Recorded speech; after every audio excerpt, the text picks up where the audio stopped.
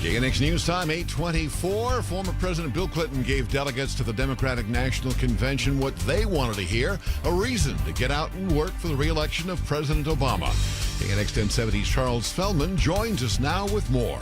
And right now, Clinton has finished his speech, and on the stage in North Carolina is now President Obama and former President Bill Clinton embracing one another, waving to the crowds. This is the picture opportunity that President Obama so dearly wanted, him and former President Bill Clinton. It was a very vintage Bill Clinton tonight. It was a evisceration, if you will, of the Republican platform and the Republican Party position, and a case laid out very carefully on why Mr. Clinton thinks people should vote again for President Obama. He even took on directly vice presidential nominee Paul Ryan. Now, when Congressman Ryan looked into that TV camera and attacked President Obama's Medicare savings as, quote, the biggest, coldest power play, I didn't know whether to laugh or cry.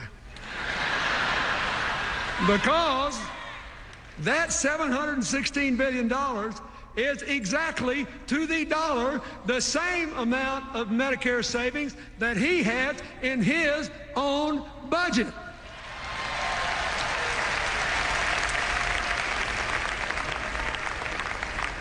You got to get one thing. It takes some brass to attack a guy for doing what you did.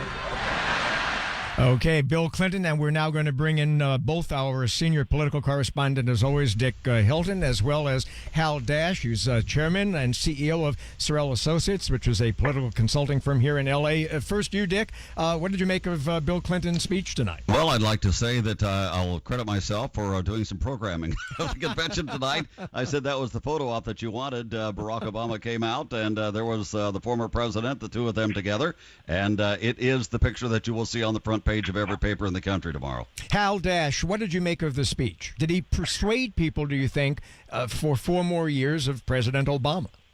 Well, I think, as Dick says, vintage Bill Clinton, although it was 45 minutes long, and keep in mind, 11 o'clock on the East Coast, people go into bed, and I think the one thing I would say, and it was great, he was a rock star. He's a combination of Bruce Springsteen, Mick Jagger, George Clooney, everybody you want to roll in. It was terrific. Defense of Obama, attack on the Republicans. I think he probably could have cut it about 15 or 20 minutes because he went about 45 minutes, and there gets to be a point of oversaturation. And when you're aiming for those 6 or 7 swing states, including North Carolina, you really got to be on point and punchy. He had great content. My only criticism, and I'm a Clinton fan in terms of his ability as a communicator, is he went a bit too long. Okay, Hal Dash and Dick Hilton. Sorry, Dick. And Dick Hilton, who will be back with us a little bit later, and we'll talk more about Bill Clinton's speech tonight here on KNX 1070. KNX News Time, 8:27.